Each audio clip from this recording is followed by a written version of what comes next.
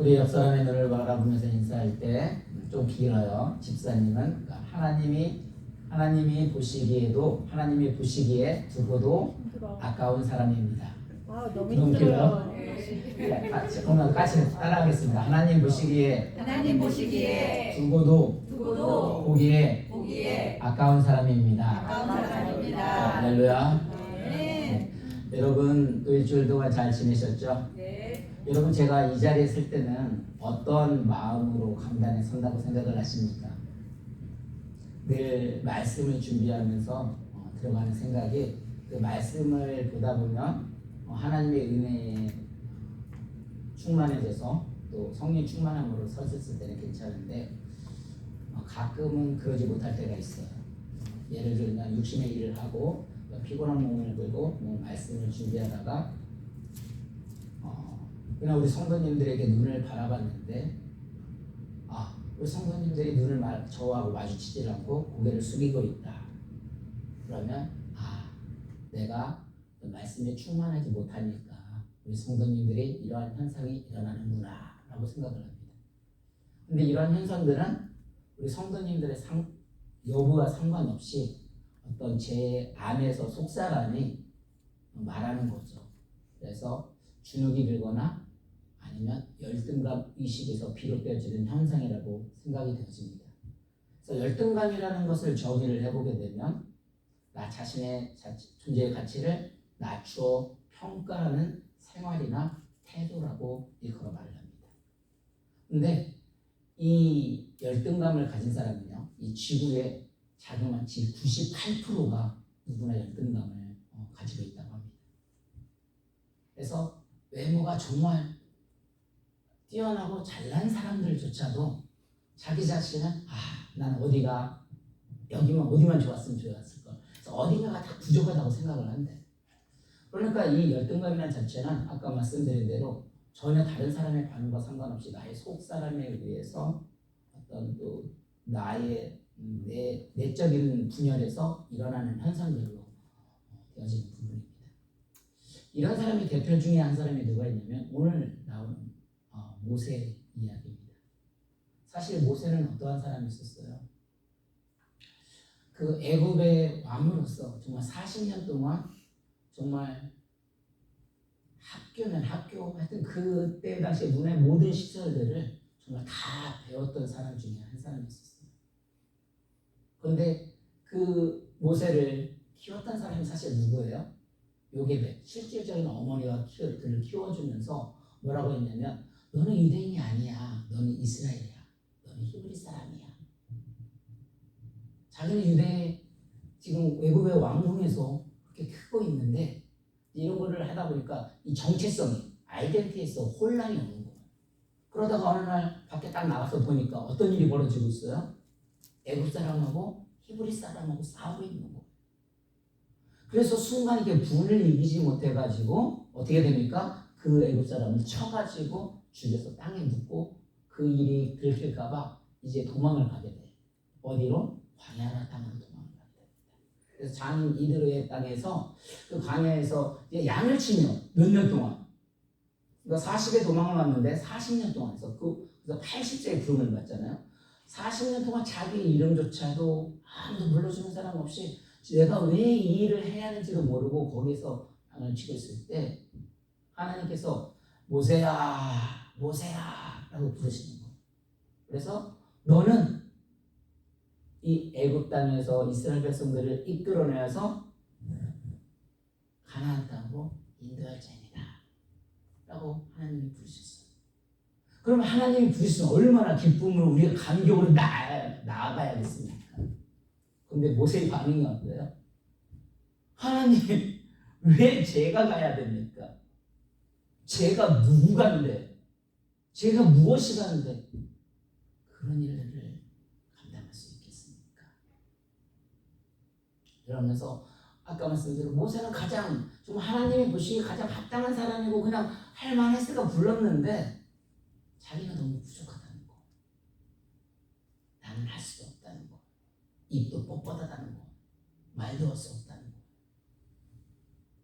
이게 한 번, 두 번 거부를 할 때는 겸손으로 표현할 수가 있는데 자꾸 거부하면 어떻게 돼요?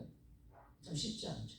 근데 만약에 저 같으면 한 번, 두 번 권면을 해서 안 한다고 하면 저는 어떻게 할까요? 아까 우리 백 목사님이 말씀하셨는데 사실 이게 사역을 하다 보면 뜻하지 않은 일들이 많이 발생을 하고 어려울 때가 있어요.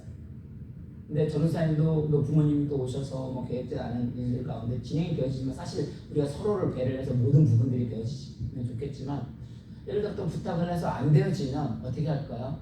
저 같으면 한번 부탁을 합니다. 안 되어지면 그래 하지 마. 그리고 다른 사람 쓸 것 같은데 우리 하나님 그렇게 하시지 않으시더라고요. 못하겠다고 하는데 어떻게? 그래도 너의 입을 주관할 사람을 다 사람을 보내줘서 그 일들을 감당하는 모습을 오늘 이제 본문을 통해서 보게 됩니다. 저는 그것이 하나님의 은혜라고 생각을 합니다. 하나님이 불러주셔서 이 자리에서는 아까 말대로 어떤 감당이 안 돼요. 그럼에도 불구하고 이렇게 설 수 있는 것이 하나님의 은혜이고 또 그런 일들 가운데 우리는 이 역사들을 펼쳐가는 거고 또 하나님이 주시는 힘으로 세워가는 줄로 믿습니다. 그래서 저와 여러분들은 이러한 어떤 삶 가운데 고통 아니면 열등감이 있을 때 어떻게 헤쳐나가는지 오늘 말씀을 통해서 한번 그것을 이겨나갈 수 있는 저와 여러분이 되기를 주님의 이름으로 간절히 축원합니다. 우리 11절을 먼저 한번 같이 읽어볼까요? 있습니다. 시작. 여호와께서 그에게 이르시되 누가 사람의 입을 지었느냐 누가 말 못하는 자냐 눈뜬 자냐 맑은 자는 맹인되게 하였으나 나 여호와가 아니냐. 아까 우리가 인사할 때 처음에 뭐라고 했어요?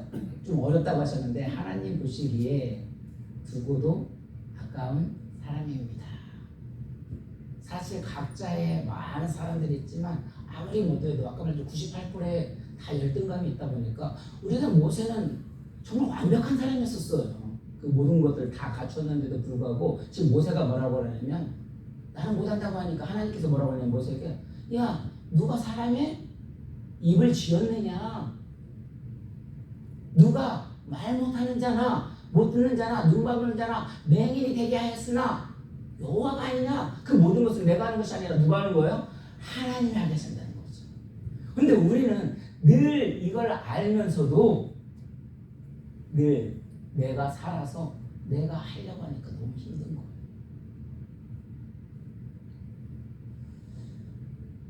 이 세상의 사람을 보면 사실 그 사람만의 아까 말대로 누가 사람의 입을 지었느냐 사실 하나님이 주신 달란트들이 있어요.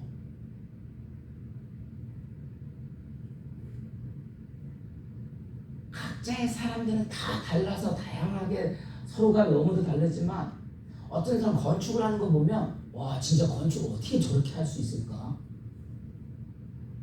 예를 들어 누가 미술을 하는 사람도 있어. 우리는 미술에 어떤 감각이 없어가지고 무슨 아트를 못 그리는데 미술에 발달되어져 있는 사람들은 어떻게 돼요? 그냥 어떤 거 하나를 딱 봐도 그 영감이라고 하나? 그걸 잡아주고 미술을 딱 그려내요. 건축하는 사람 와 우리는 도저히 어떻게 생각할지는 몰라. 그런데 건축하는 사람들은 뭐 하나만 봐도 거기서 톡톡톡톡톡 머릿속에 머리가 촉촉촉촉 다 그려져서 그걸 완성을 해내요. 와 그러면서 우리는 뭘 느껴요? 저 사람 대단하다? 와 저 사람 능력 있다? 와 어떻게 하나님은 저런 사람까지 그 모든 걸 기회의 은혜를 만들어놨다고 하잖아. 어떻게 저런 것까지 주셨을까? 우리는 사실 그런 걸 보는 거죠. 에베소 2장 10절을 보겠습니다. 같이 읽습니다. 시작. 우리는 그가 만드신 바라 그리스도 예수 안에서 선한 일을 위하여 지으심 받은 자니 이 일은 하나님이 전에 예비하사 우리고 그 가운데서 행하게 하려 하심이니라. 그러니까 이미 사실 하나님이 주신 달란트고 우리는 알 수 없었지만 그들이 계획하는 모든 생각까지도 하나님이 주관하셔서 뭐라고 하냐면 그 가운데서 행하게 하려 하심이라 라고 말을 하고 있어요. 그러니까 모세가 그 광야 생활할 때 아마 자기 어떤 왕자로 살다가 이 광야 생활하면서 어떤 생각이 들어갔을까라는 그 생각을 해보면 참 힘들었을 것 같아요. 왜냐면 하나님의 일들을 지금 감당하는 것도 아니고 그 양을 치면서 자기 이름조차도 불러주는 사람도 없었을 것 같아요. 근데 80세 돼서 하나님이 모세야라고 부릅니다. 이사야 43장 1절에도 뭐라고 했어요? 우리 같이 한번 읽습니다. 시작. 야곱아 너를 창조하신 여호와께서 지금 말씀하시니라. 이스라엘아 너를 지으신 이가 말씀하시니라. 너는 두려워하지 말라. 내가 너를 구속하였고 너를 지명하여 불렀나니 너는 내 것이라.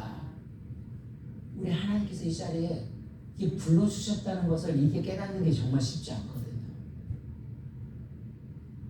나는 아직 준비가 안 되어져 있고 나는 어떻게 할 수가 없는데, 그럼에도 불구하고 그런 환경 가운데 정말 도저히 할 수 없는 상황 가운데도 이 불러주시는 자체가, 우리가 이 자리에서 예배하는 자체가 정말 하나님의 은혜라는 거. 그래서 정말 모든 것은 나를 통해서 하나님이 사용하시는 거지만, 내가 모든 것을 준비하는 것 같지만, 그 열등감은 하나님 안에 내 중심으로 되어질 때 우리가 그런 오류를 범할 수가 있습니다. 그래서 저 여러분들은 정말 이 자리에 불러주신 것도 하나님이시고, 나를 세워주신 일도 하나님이시고, 그리고 내가 직장에 일을 할 수 있게 하신 건강을 주신 일도 하나님이심을 고백하셔서 또 이런 어려운 열등감을 이겨낼 수 있기를 주님으로 간절히 축원합니다. 우리 12절입니다. 같이 한번 읽습니다. 시작.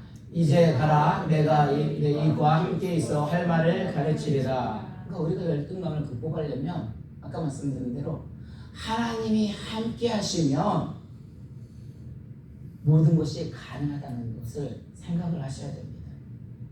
그러니까 열등감을 극복하려면 뭐라고요? 나는 부족하지만 하나님이 함께 하시면 우리는 할 수 있다. 그래서 주 안에는 나는 모든 것을 할 수 있다고 말하는 거잖아요. 제가 달라스 의뢰교를 늘 섬기면서 늘 제일 고민하고 제일 아까워하는 게 뭔지 아세요? 여러분이 보시기에 이 담임 목사가 달라스 의뢰교를 또 섬기는 가운데 가장 아까워하는 게 뭘까요? 뭐 여러 가지 요소들이 있겠지만 저는 사실 교회에서 가장 아까워하는 것들을 항상 렌트비를 아까워해요. 왜냐하면 렌트비를 한번 지출이 되어지면 그냥 없어지는 거라고 하는 그런 기본적인 생각을 가지고 있어요. 그래서 실질적으로 교회가 장기적으로 보게 되면 교회 건물이 있어야 한다고 생각을 해요. 그런데 현실적으로는 나의 어떤 생각과 현실적인 고백, 하나님이 나와 함께 하시는 거 할 수 있다는 그런 고백과 현실에 분명한 차이가 갭이 있어요. 그래서 저는 그것이 저의 연약함이라고 생각을 합니다. 그래서 오늘도 이제 성전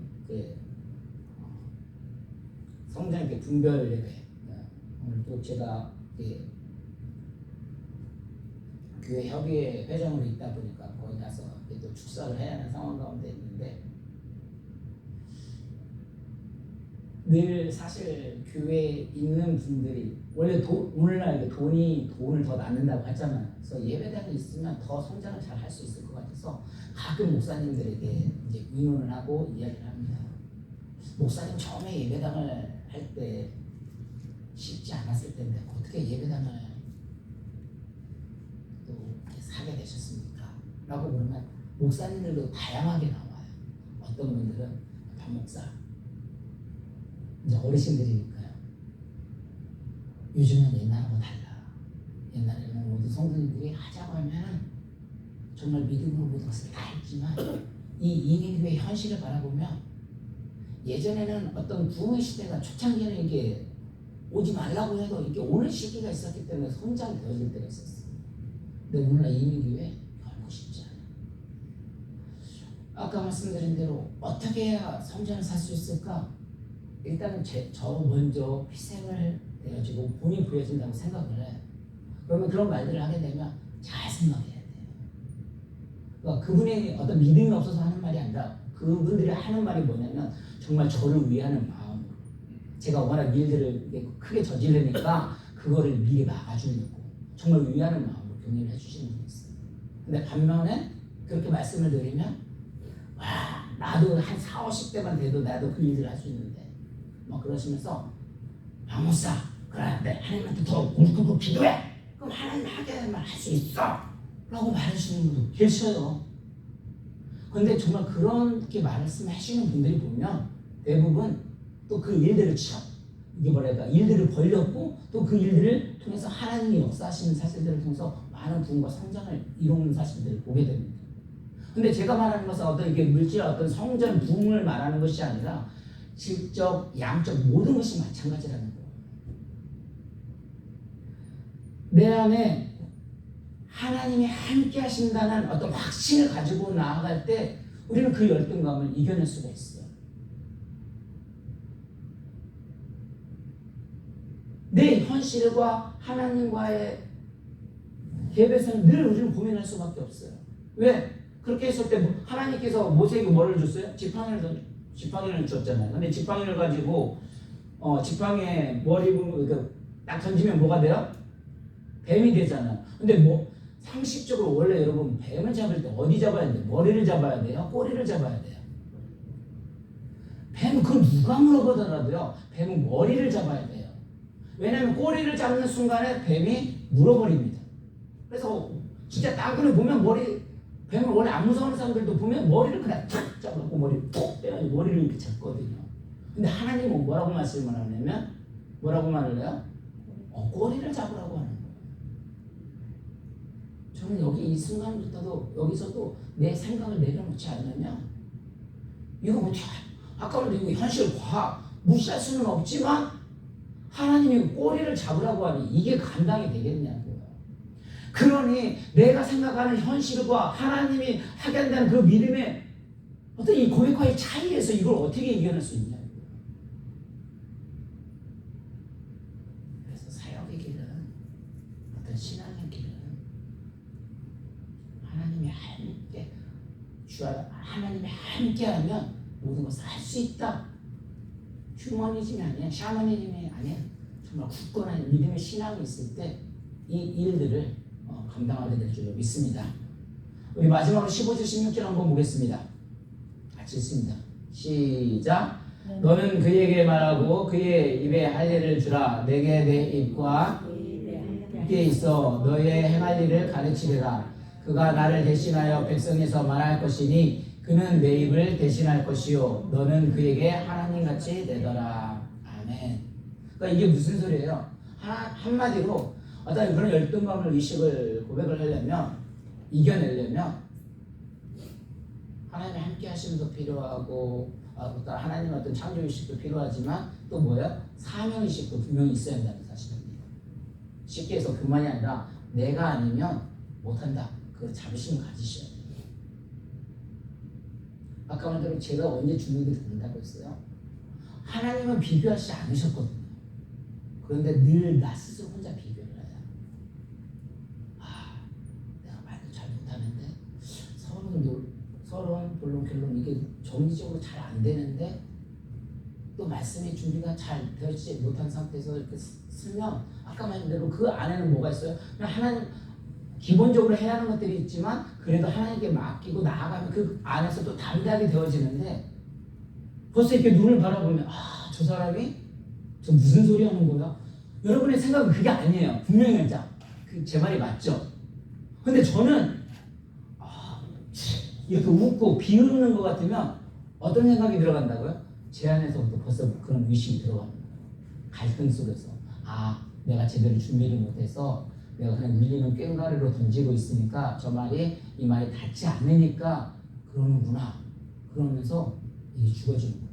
그러니까 아까 말했던 어떤 사명감의 의식으로 뭔가를 막 하려다가도 잃어버리게 되면 그 일들을 감당할 수가 없는 거예요.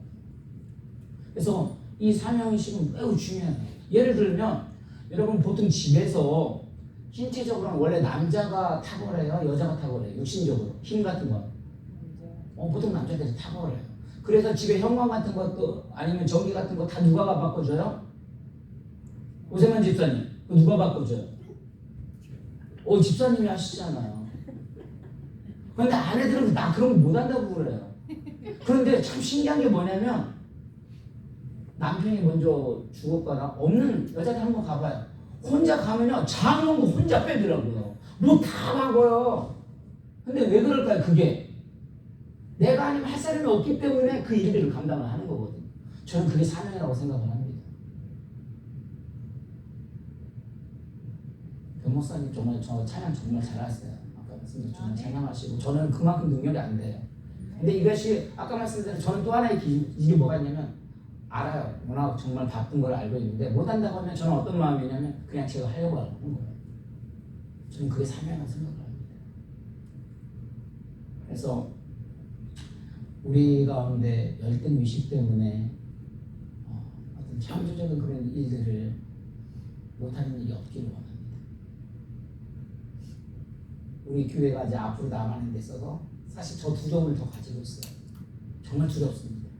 그러면서 또 한편으로는 뭐냐면 이미 사실 많이 겪어오고 어려움도 있고 하나님의 은혜 가운데 야 이게 교회 현실적으로 보면 제가 딱 돌아보니까 3년 동안 일을 안 했더라고요. 계산적으로 하면 절대 이 자리 지금까지 있을 수가 없어요. 아마 빚을 저도 어마어마하게 졌어야 하는데 제가 하나님을 다시 바라보고 있는 관점이 뭐냐면 저 오늘 같은 경우는 늘 준비하는 사람이에요. 뭔가가 되어 있지 않으면 늘 불안한 사람이에요. 그런데 3년 동안 일을 안 하고 이게 현실이잖아요. 그러니까 렌트비를 낼 수가 없는 거예요. 사실은 감당이 안 되는 거죠.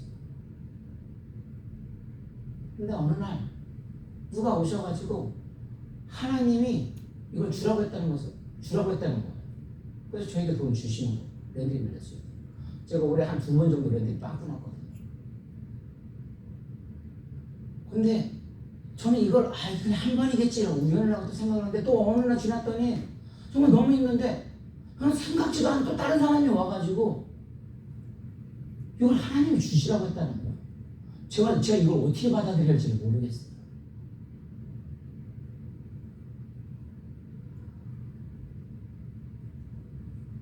저는 이것을 뭐 기대하고 또 그걸 바라고 그러지 않습니다. 정말 그러지 않아요. 제 안에는 여지까지 강했던 것이 뭐냐면 그래도 사람은 아까 말했죠. 안 되면 뭐 한다고요? 내가 해야지. 그게 워낙 강하다 보니까 그냥 해야지 하는데 누구한테 이렇게 받아본 적이 없어요. 근데 3년 안에 그런 것들을 경험을 많이 했어요. 그래서 제가 하나님을 다시 바라보게 되고 또 저희 어떤 신앙생활에서 늘 하나님 하게 한다고 하면서 늘 제가 준비하는 그 제 모습이 너무 강한데 이걸 어떻게 받아들여야 할지 늘 갈등, 고민 그러면서 또 하나님이라고 하면서도 또 내일 지나고 나면 아마 또 고민할 수도 있어요. 근데 저는 이런 것이 아까 말대로 우리들은 모든 것을 하나님을 온다고 하는 것처럼 하나님의 형상 따라 지음받은 존재이기 때문에 우리는 하나님 하계신다는 그 고백 속에 나아가다 보면 늘 불완전한 존재예요. 그럼에도 불구하고 하나님이 하계신다는 그 고백 속에 나아갈 때 나 못해가 아니라 주님 맡겨만 주십시오. 뭐 아까 말대로 시간 너무 많이 지나고 있는데 못하면 제가 성도님 한 분이라도 있을 때까지 저 포기 안 할 거거든요. 그래서 정말 그 심정을 하거든요. 근데 정말 못할 이 사람만 없으면 이제 어쩌면 그를 다룰지도 모르겠다라는 생각하면 생각지도 않게 하나님이 또 보내주세요. 그래서 이 일들을 유지하면서 아까 말대로 요즘에는 하나님을 경험하면서 더 두려워하고 있습니다. 그래서 저 여러분들 우리의 삶 가운데 앞으로 나아감에 있어서 더 두려워해서 어떤 열등 가운데는 그것을 극복하지 못하는 것이 아니라 하나님이 나와 함께 하시는 주 안에서 할 수 있다. 그리고 하나님 모든 것을 이끌어 주신다. 그리고 하나님의 창조 능력의 믿음의 확신을 통해서 승리하며 나아가는 저 여러분이 되기를 오늘 주님으로 간절히 축원합니다. 우리 이 시간 함께 기도하겠습니다. 기도할 때 하나님